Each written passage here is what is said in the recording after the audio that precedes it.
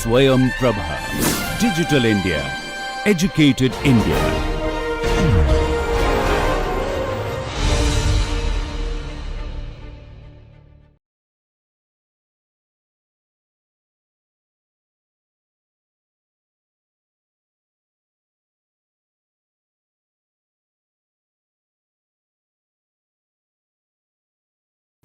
Good morning students, welcome to lecture 14.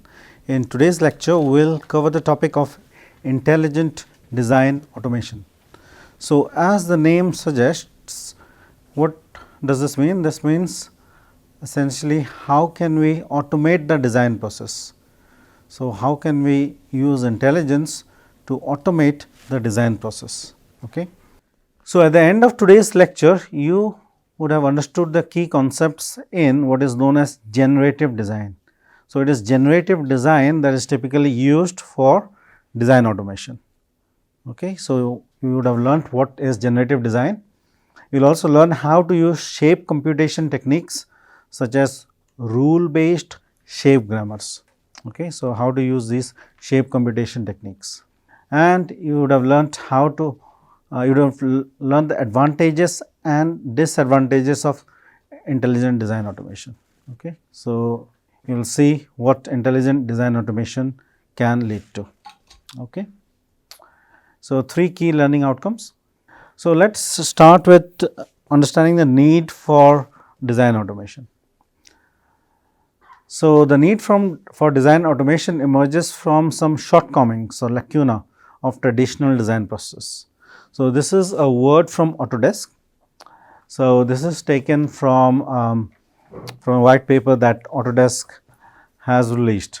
So, that says, for decades the process of product development has been painfully iterative and rigid. So, as you all know, the product development process is iterative. So, what you do in one go, what you think initially may not be the best possible product for the design challenge that you have. Okay. So, the product development process is full of iterations and it is rigid. Okay. So, it has very rigid boundaries. Okay. So, there are constraints of time, cost, schedule, okay, quality. So, there are lots of constraints. So, if the money runs out, you can't keep doing your product development, right. So, you have to stop. So, designers and engineers would take customer requirements, create a few design concepts. So, you take in customer requirements, create a few design concepts, experiment with possible forms and materials, test your designs virtually and physically to determine how they held up in various conditions, and then tweak them until they got one that met these requirements, okay, the specifications that they are targeting before they ran out of time and money. Okay. So, this is what you typically do in a product development process. But there simply were not enough hours in the day to come up with the ideal design. Okay. So, the perfect design, you never ended up with that. Okay. You just came up with a good enough design that met specifications, and that too after lots of iterations. And little thought was given to the manufacturability of the resulting design. Okay. Can we manufacture the resulting design or not? Okay. So, very little thought was given to that. So, as a result, design process often ended up with designs that, well, they may meet some specifications, but you may not be able to manufacture them, or you may never actually create the design that actually met the specifications. So, these sorts of issues were typically faced with traditional product development process. So, there is a need for automating design. Can we use the intelligent tools, can we use the power of the computer to automate the design process itself? So, today the way things are designed, made and used is changing at lightning speed. Okay. So, there is a pressure to get to market with groundbreaking products in less time. Okay. There is constant competition. So, if you have an Apple, you also have a Sony, you have a Samsung, you have Motorola, you have all sorts of companies that are competing against you. So, they are coming out with new products very quickly, and if you do not keep up with the pace of new product development, then your company will not be able to compete in the market. Your products will become obsolete. So, there is constant pressure to get to market with groundbreaking products in very little time. So, this is where we need some kind of a generative design technology that can deliver the ideal combination of innovation and productivity. Okay. So, which can combine innovation and productivity to help companies address the challenges of the disruption. Okay. So, can we use automated design generation to improve our innovation and productivity? Can we come up with new innovative designs by automatically generating designs? So, that is what we will learn today. So, the key question is, we already have CAD software. How many of you have used a CAD tool in the past? Okay. You have not used a CAD tool. So, even though you are in computer science.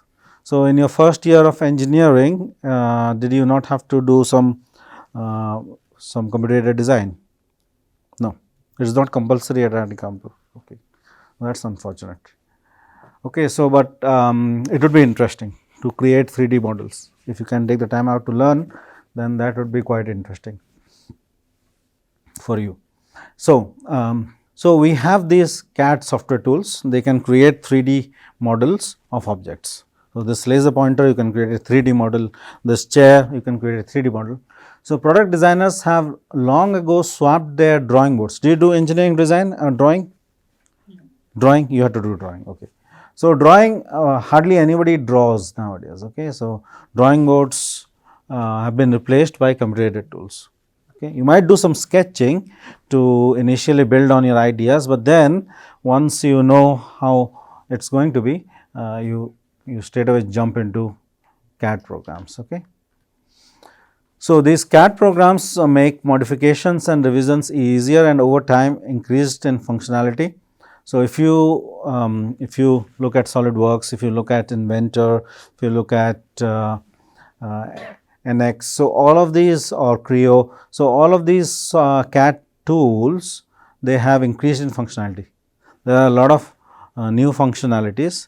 You can literally pull out arcs, pull out shapes and create new shapes. So, all these facilities are now available and there is a lot of increased functionality and also the price is reduced due to a lot of competition. Okay. In fact, there are open source CAD tools available now. So, despite all of that, the CAD software does not do anything about the design process. Okay. So, I told you about the double diamond design process: discovery, then define, then develop and deliver. Okay. So, in none of these stages of the design process we use the CAD tool. Okay. Only when we come to deliver, finally we might create some CAD models, but in discovery the CAD software is not helping us. In define, the CAD software is not helping us. Okay. In develop, maybe to an extent. Delivering, again not always, maybe some bits of deliver can be done. Okay. So, the CAD tools are not catering to the design process well, they are only helping you create these 3D models. Okay. So, even with many additional features, CAD served as a tool for documenting what an engineer had to come up with in his or her head. So, the CAD just served as a documentation purpose. Okay. So, instead of having these big A3 sheets with your drawings, you had a 3D model sitting on the computer. So, it was documenting what was in your head, okay, but it was not actually helping you with the design process.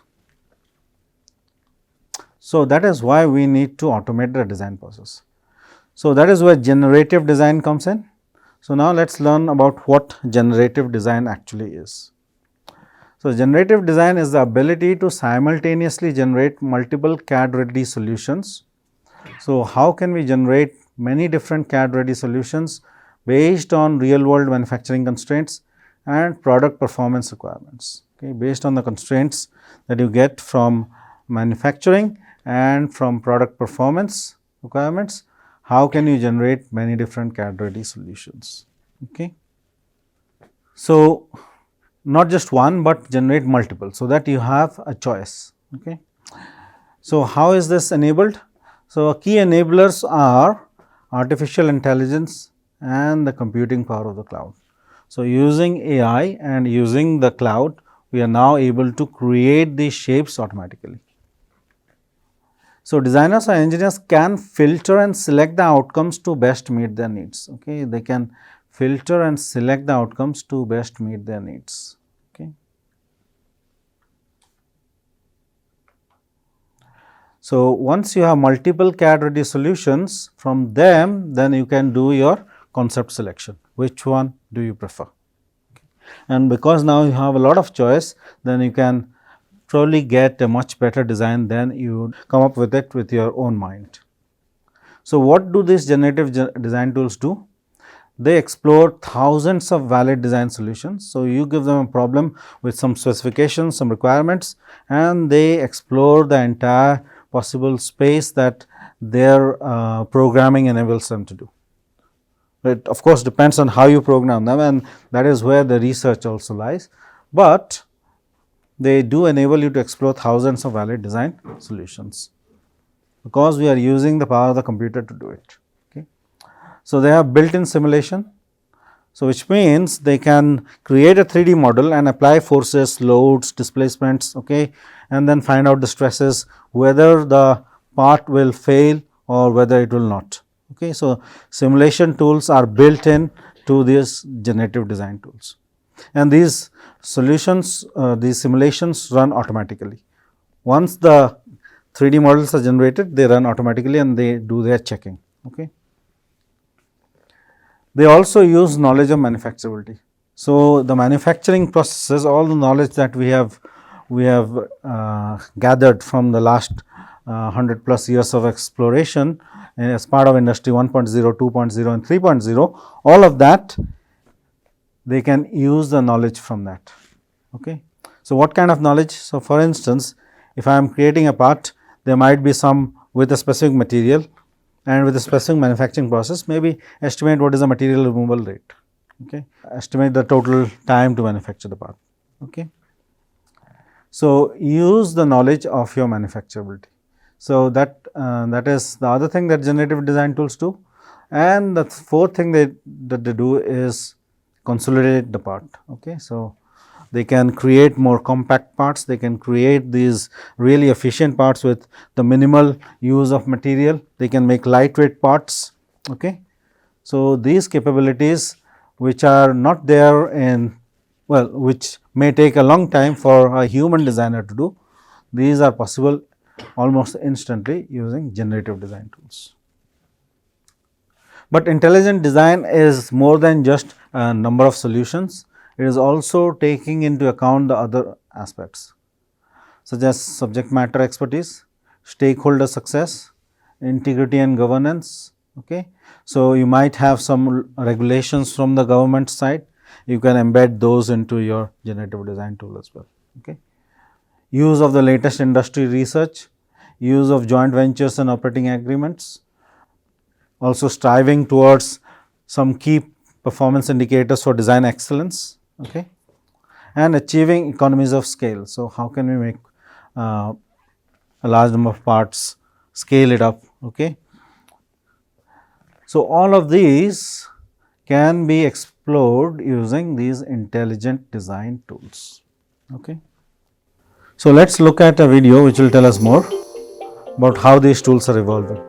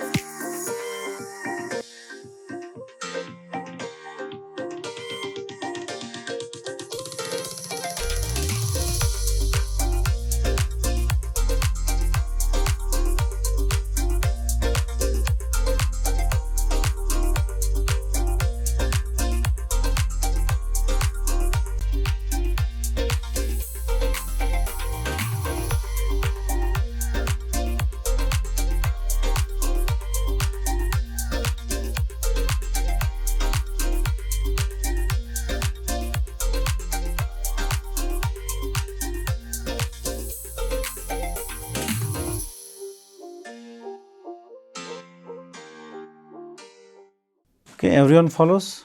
So, this largely leverages what is known as topology optimization, but intelligent design automation actually goes beyond mere topology optimization. Okay. So, here they are just optimizing the shape, okay, but actually intelligent design automation goes beyond it. So, this is one of the good tools that is already available.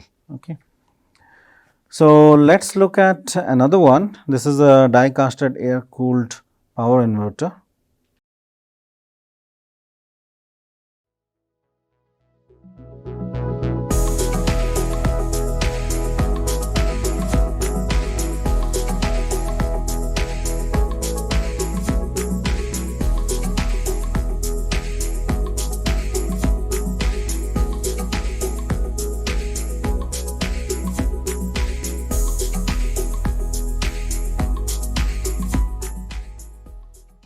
So, all of this is now possible. Okay. So, this is what is generative design.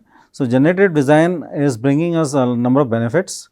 So, the first is bridging the gap from design to manufacturing. So, that gap between design to manufacturing is immediately reduced because you are feeding in all of the manufacturing information in the design tool. It also leads to reduced cost. Okay. So, if you can optimize your design automatically, it will give you a lightweight structure. Okay. So, that immediately means you can manufacture the product with the functionality that is intended for a less price, okay, because you are using less material. It also reduces the development time. So, previously you had to iterate manually, and the engineering and the manufacturing divisions always had to be in touch with each other. Okay. So, that is now reduced because you are using an automated tool to create these products. Material consumption, as I said, lightweighting, etc. So, it optimizes the material that is required for the exact. So, you can specify, okay, my part will should not fail at beyond certain 500 megapascals, let us say. Okay. So, then according to that, it will create a product that will just take into the account the factor of safety and be just right. Okay. So, it can reduce your material consumption to just what is required, so that the design can function in the real world. Okay. And also, because the topology is optimized, the performance also is optimized. Okay. So, if you want certain flow characteristics, you can get those. If you want some heat transfer characteristics, all of that can be achieved and to the exact precision that you desire. So, just a quote to some of the benefits. So, this is from Frank D. Santis from Stanley Black and Decker.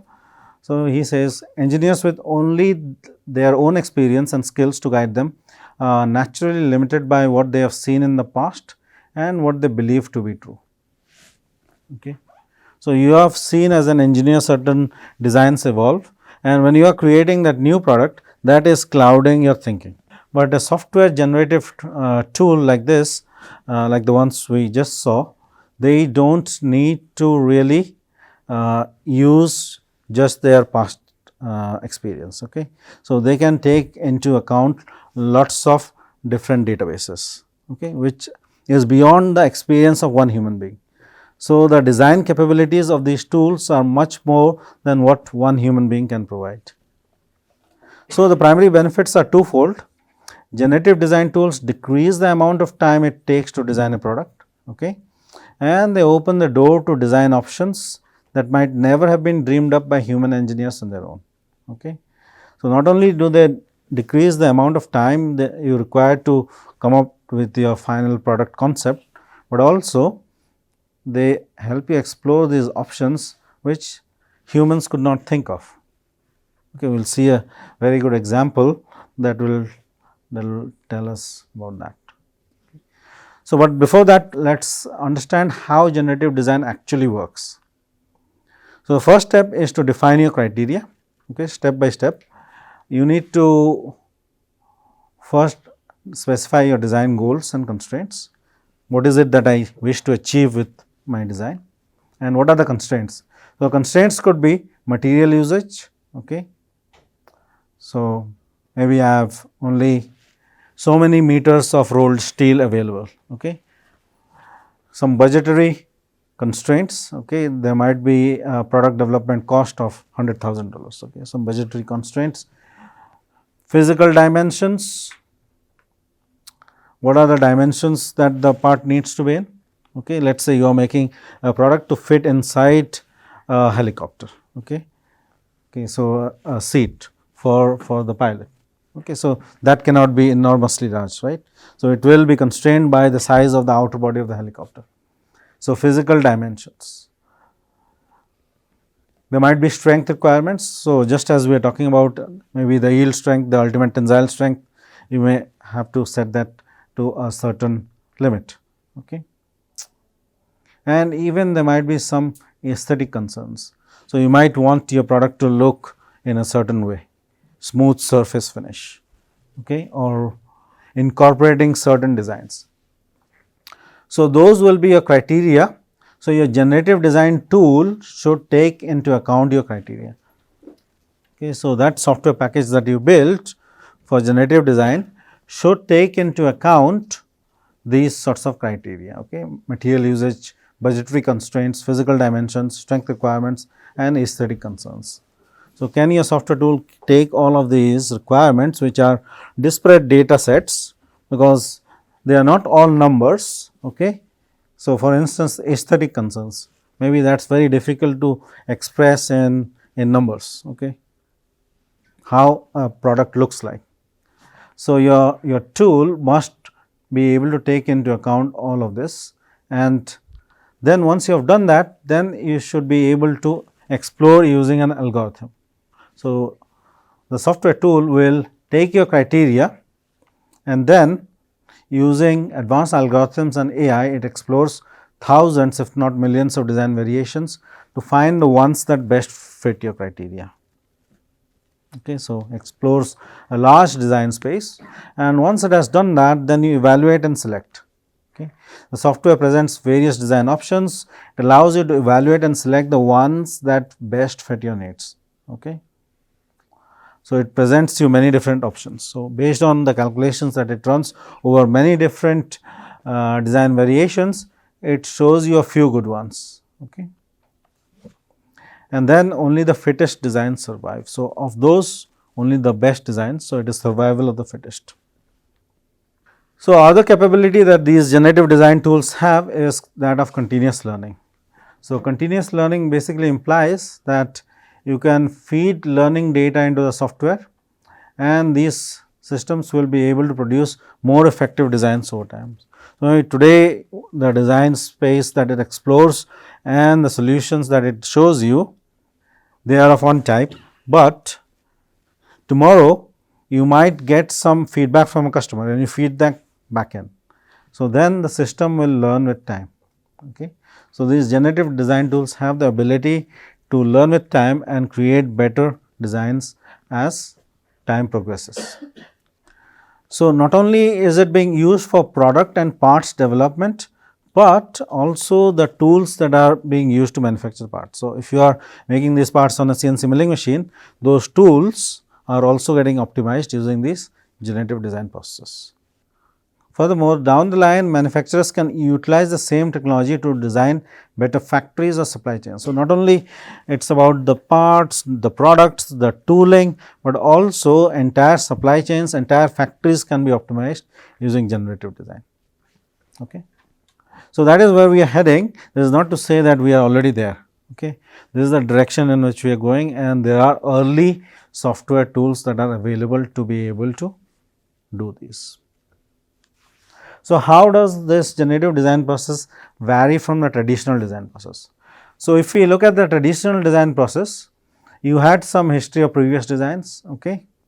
So that gave you some context, and using that you created your model, your design. Okay. And you represent it using CAD. And this CAD model of course is informed by your design constraints. But then once you have created your CAD, then the CAD needed to be evaluated or using computer engineering. So you evaluate the design using a tool like ANSYS or Abacus, and there you are testing it against your performance requirements. Okay. And then you find some issues. Once you find the issues, you come back and then create your CAD again or modify your CAD, and then you iterate and see if you then meet the performance requirements.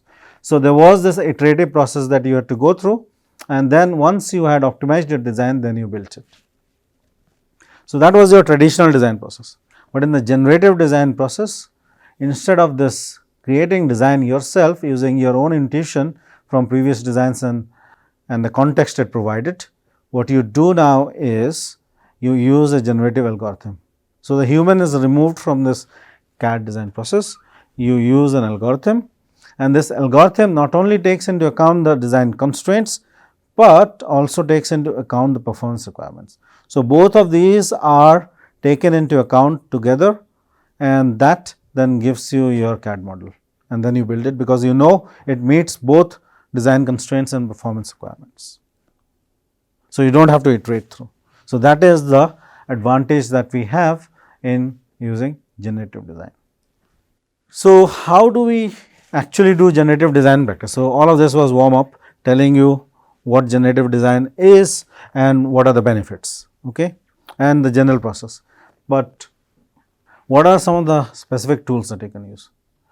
So, in 1971, George Tiny of MIT, who is now at MIT, came up with what is known as shape grammars together with another scientist. Okay. So, shape grammars are a specific class of production systems. They help you generate different geometric shapes. So, as the name suggests, so they are grammars applied to shapes. So, just like we have the grammar for interaction between each other, okay, just like we have the grammar for the English language, the grammar for the Hindi language, the grammar for the Tamil language, we have the grammar for every language. Okay. So, likewise, we can have a grammar for shapes, and that grammar can then help us compute shapes. Okay. So, using these grammars or rules, we can compute shapes. So, typically shapes might be 2-dimensional or 3-dimensional. Okay. So, actually shape grammars are a way to study 2 and 3-dimensional languages in the context of shapes. So, it was introduced by George Tiny and James Gibbs, and you should be able to find this article. Okay. So, that can be part of your exploratory study for your portfolio.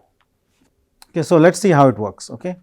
So, how it works is you have an initial shape, okay. It can be anything, okay, on which you want to apply rules. Okay. So, this initial shape is applied on by, let us say, 2 rules. So, if I see a square, okay, then I move it diagonally, So, that can be one rule, and then there is a second rule, if I see a L shaped shape, then again I move it diagonally. So, this has moved diagonally down, this has moved diagonally up, but the key is that it moves along the diagonal. Okay. So, a shape grammar consists of shape rules. So, these are your shape rules, and a generation engine that selects and processes the rules. Okay. So, there is an engine that selects. So, there might be many different rules, you select 2 rules and use them on your shape. Okay. So, a shape rule defines how an existing shape or part of a shape. So, it might be part of, this is an entire shape, and you have part of a shape which is an L shape. Okay. So, how an existing shape can be transformed. So, shape rule consists of 2 parts separated by an arrow pointing from left to right. Okay. So, the part left of the arrow is known as the left hand side, and it depicts a condition in terms of a shape and a marker. Okay. So, there is this marker, this plus sign. Okay. So, that is telling you what is happening to this shape. So, you have to see the rule with respect to this marker. So, this is your left hand side, and then the part right of the arrow is known as the right hand side. So, this is the right hand side.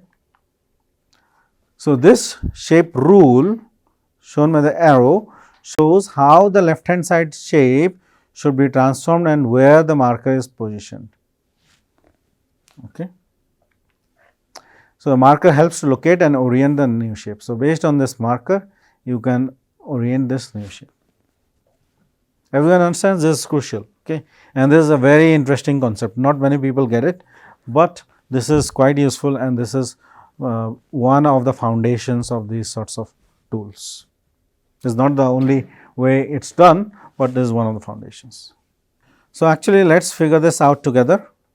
So, using this rule, I encourage you to open your notebooks and pens and use this initial shape and use these rules and try to create these shapes.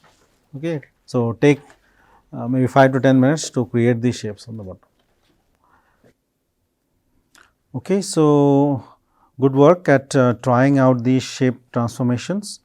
So, the way it works is this L shape moves down to create this, okay, and then you move this shape up, okay. So, that gives you this, then this L shape comes down, so that gives you this, then this L shape here.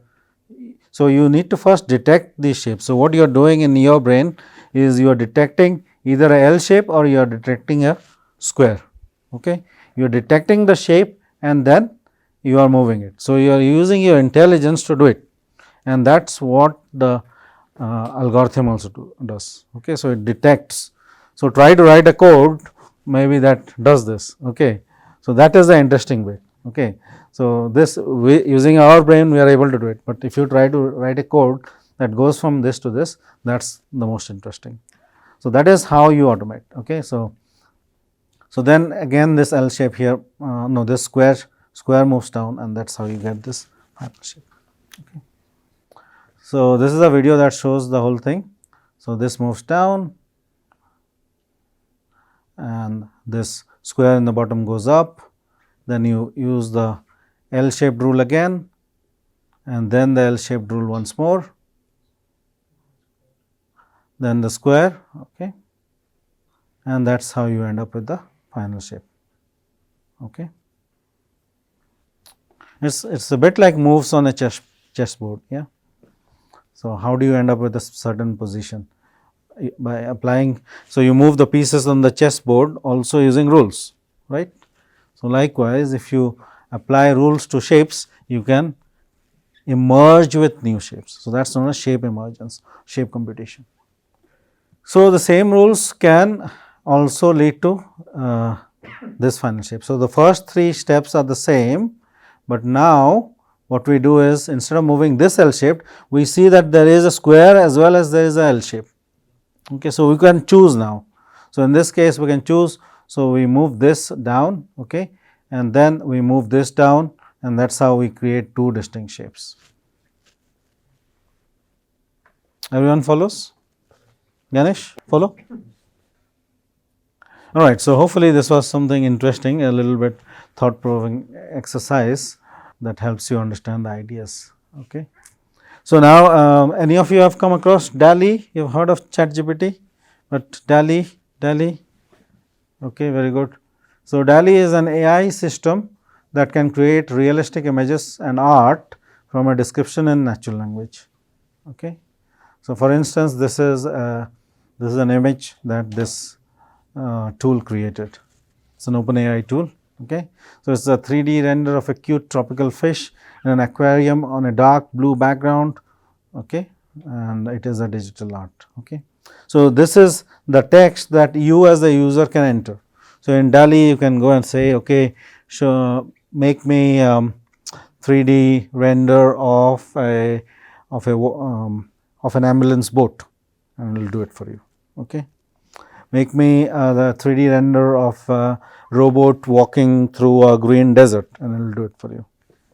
So, that is what these generative AI tools are now able to do. So, where is generative design being used? A very good example is that of this bionic partition, okay, that Airbus has made. Could a human have thought of such a partition? Possibly not. Okay. It will not come to your mind immediately. Okay. So, there were some requirements that were used to create this design. So, these requirements were that the partition had to be significantly lighter than the current versions. Okay. So, this is inside the Airbus aircraft, and it is to separate the passenger seat of the air hostess from the galley. Okay. So, this is your bionic partition structure and this is the cover for it. Okay. This is the cabin attendant seat. So, partition had to be significantly lighter than the current versions, yet strong enough to anchor flight attendant jump seats.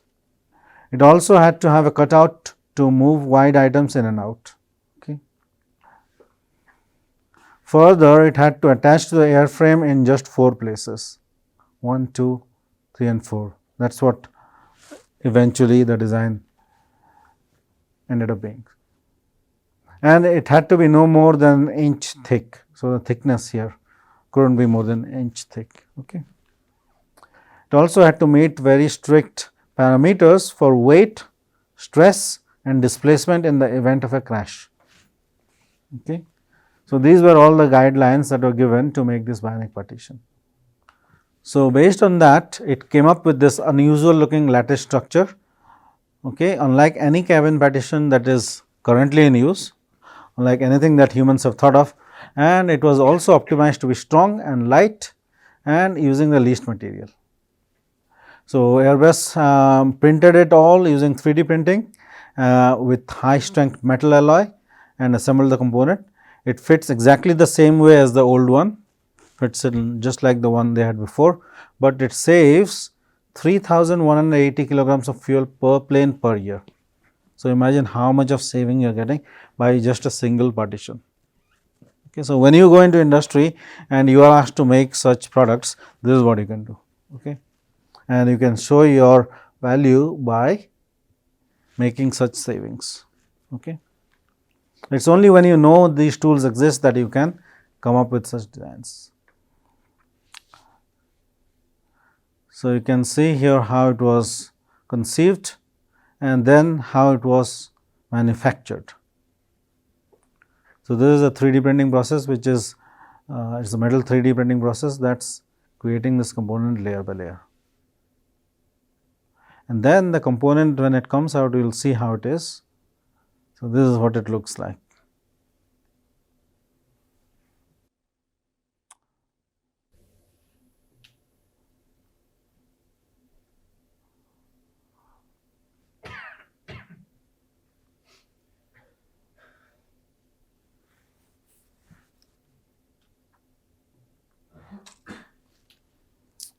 Okay. So, very difficult to conceive of such a design in your own mind, so that it will meet all those requirements of lightweight, being strong, okay, being fitting into that space, having that cutout, having those exact number of locations at it where it fits into the interior of the aircraft. Okay. So, here is another interesting example. It is from Stanley Black and Decker. So, let us have a look.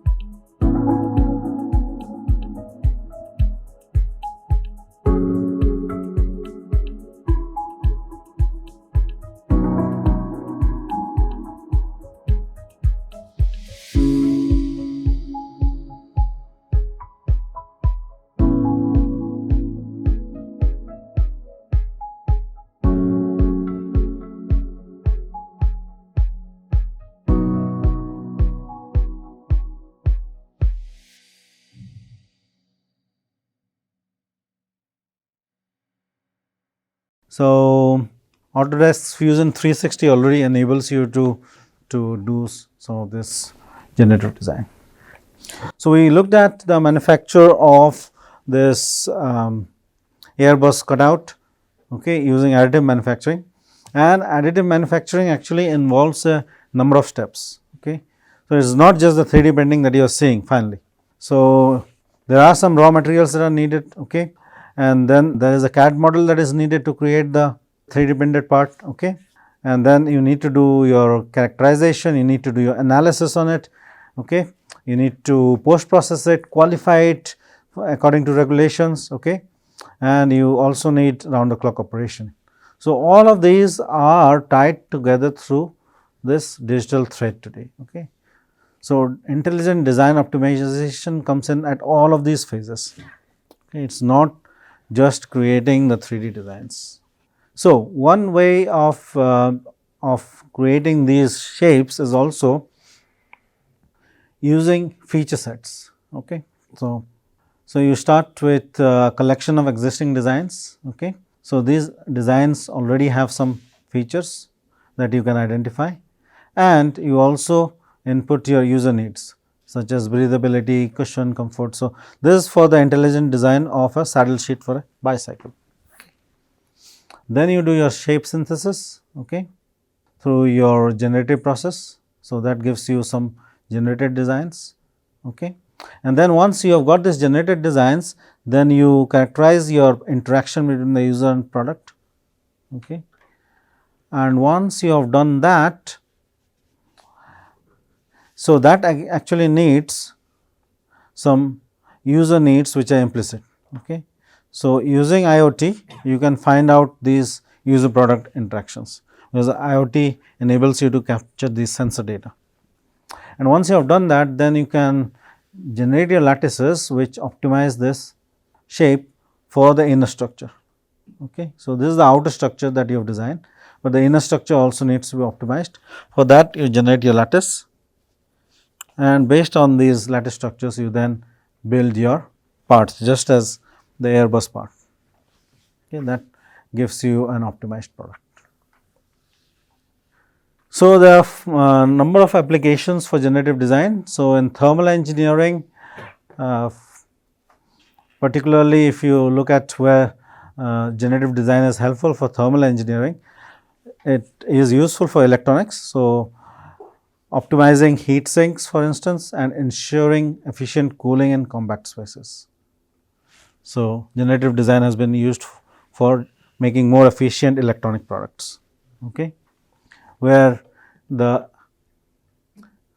heat sinks which you are using on your boards, they are optimized to the right dimensions and the right materials, and that ensures efficient cooling in very small spaces. Again, generative design has been used in the automotive sector to design components to manage engine heat effectively. Okay. How can we reduce or optimize the heat that is coming from an engine, okay, in your two-wheeler or four-wheeler vehicles. It is also used in the aerospace sector to ensure optimal thermal conditions in aircraft components subjected to varying external temperatures. So, we already saw an example for aircraft components, but it has also been used for improving the thermal conditions, because aircraft components will be subjected to different temperatures. You fly off from the ground, you are 30 degrees, in the sky you are at minus 10 degrees, minus 20 degrees, 30 degrees. Okay. So, they need to be optimized to a wide range of external temperatures. So, that is possible using generative design, okay, because it can take in all these profiles that you get from experimental tests. So, you do some basic experimental tests, tensile tests at different temperatures, and all of that data you can input into the generative design tool, and it will create all these 3D models that are completely optimized to your temperature profiles. It is also used a lot in the manufacturing sector to design equipment that can manage the heat produced during the production process. So, any production process such especially machining process, they generate a lot of heat. Every time there is a contact between a tool and a workpiece, there is a lot of heat generation. Okay. So, there again you want to design these machine tools that can manage this heat. especially for high-end complex part production applications. It is also used for building design, so creating structures that maintain thermal comfort while minimizing energy consumption. So, again in all of these topics there is a lot of potential for you to do research. Okay. So, if any of these topics interests you, there is a lot of potential to look deeper and create those tools where designs can be generated optimally. Welcome to this short tutorial on using a CAD software tool to create revolved objects. So here on screen you can see a spindle which is a revolved object, and this object has been created by revolving the two different view which you see below it. So the object itself is shown in an isometric view and you see a front view below it. So here in the front view, you can see the dimensions which are critical to creating this object, and we'll use this front view to create our revolved body. So let's open a CAD software tool that will help us create.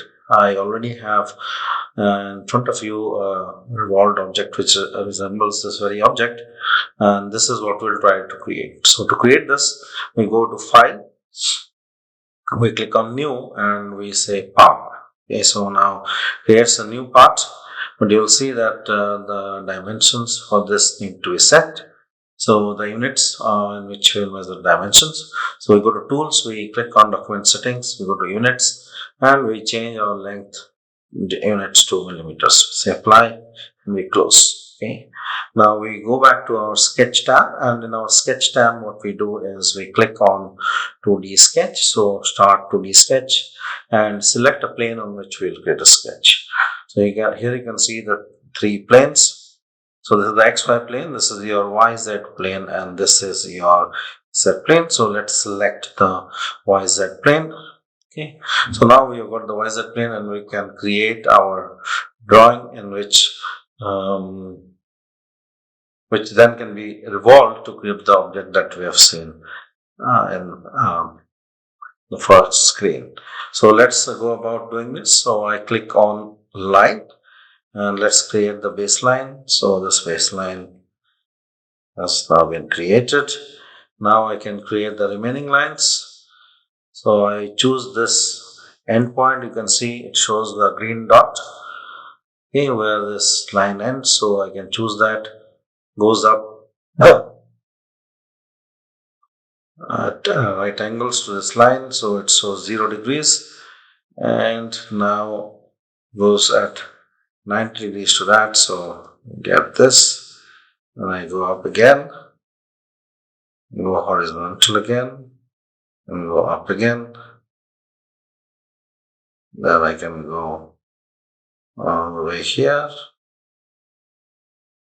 and go down a bit. Now you can see these lines meet, so that is where I must click.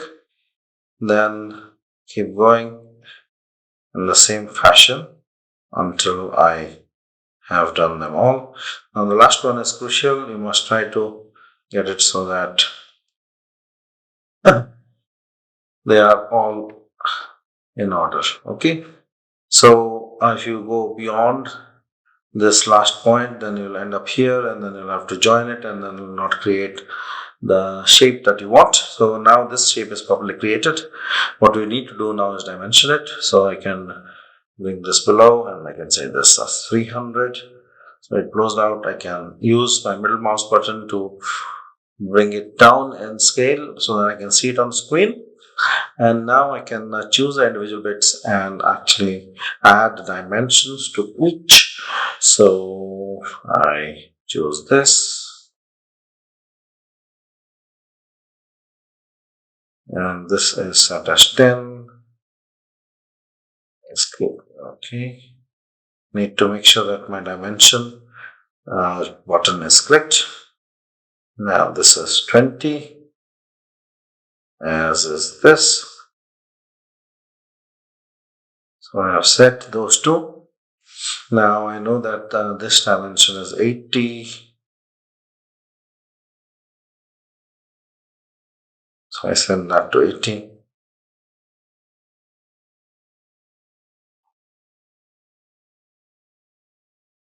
and I can set this to 40.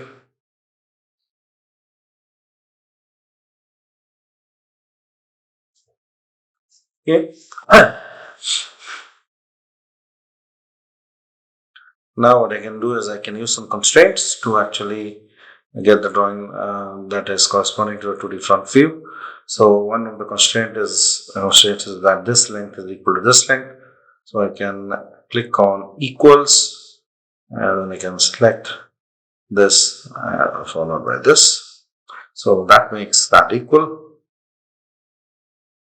Likewise, I can make this equal to this. Okay, but you can see now that this is not symmetric about the center line. So what we need to do is create a center line. So I can just click on line and I can draw a line from here all the way down. Click on escape. Now I can select this line and say it is a center line. So look where my mouse cursor is. So now this is a center line which is shown in dashed. Now I can use the symmetric relation. So I click on symmetric. I choose this left hand line first, then this line, and this line, and my drawing is symmetric. So got the exact drawing that matches what we can see here. Key dimensions being this distance being 10, this 80, this 40, and the whole thing being 300. So we have created the exact 2D front view here. So now I can go ahead and say finish sketch. I've clicked on finish sketch.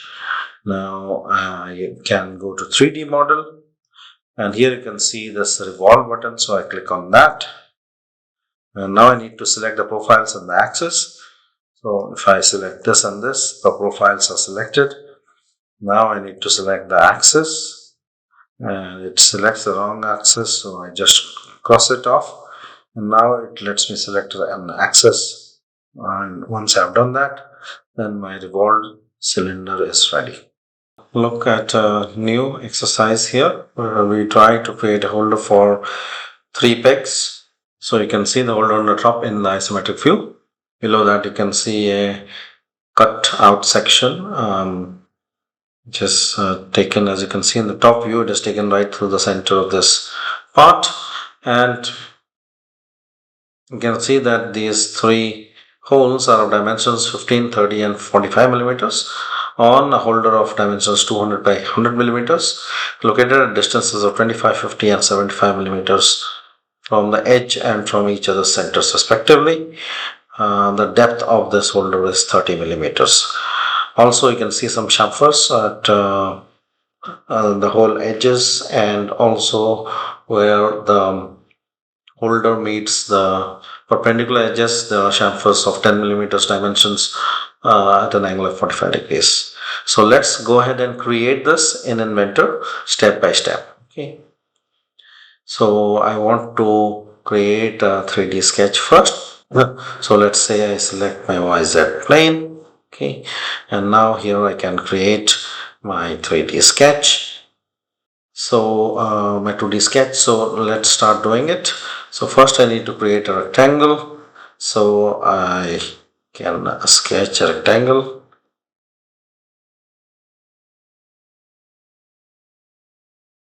I can now change my dimensions. So I can go into tools, go to document settings, go to units and set the length to millimeters. So I do that. Right. So now I can dimension this. Go to sketch. Now select dimensions. And this is 200 millimeters.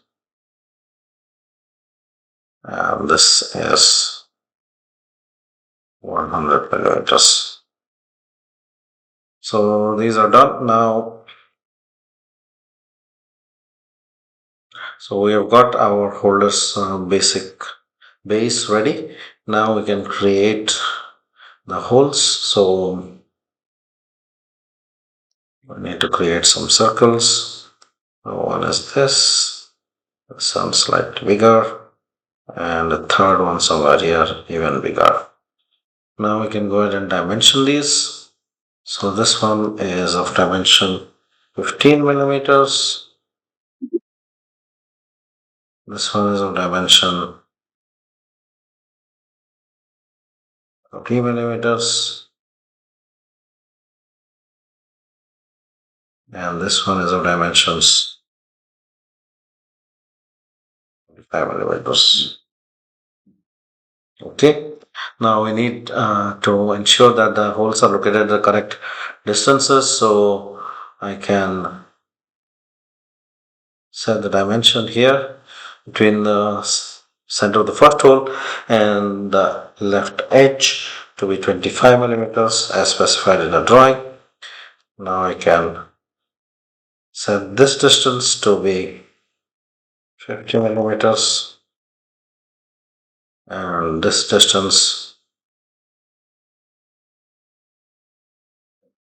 to be 75 millimeters. So my 3 holes are ready. Okay, so now what I need to do is go ahead and extrude it so I can finish my sketch. So I am in this view now where I can extrude. So I click on extrude, then I can select my profiles. So if I select this and set my extrude distance to 30, and if I want I can change my extrude direction, and the basic folder is ready. Now I need to chamfer it, okay, to get those chamfers on the holes and the edges on the holder. So to do that, I can click on chamfer here, and I can click on face and edge. The distance is 5 millimeters at 45 degrees. So my face is this one, my edges are this, and this. So I click on apply and that's ready. Now I need to chamfer the top here. So again I can select my face here and that will be of a distance of 10. So I need to set it to 10. My face happens to be this and my edges are this, and this. Say apply and there we go. So our holder is ready. Okay, so now we can go ahead and save this file. I can say save as, and I can save it as holder 2.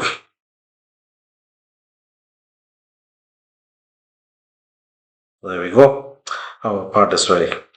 So to summarize what we learned today, so generative design tools have emerged as a step change in computer-aided engineering. Okay.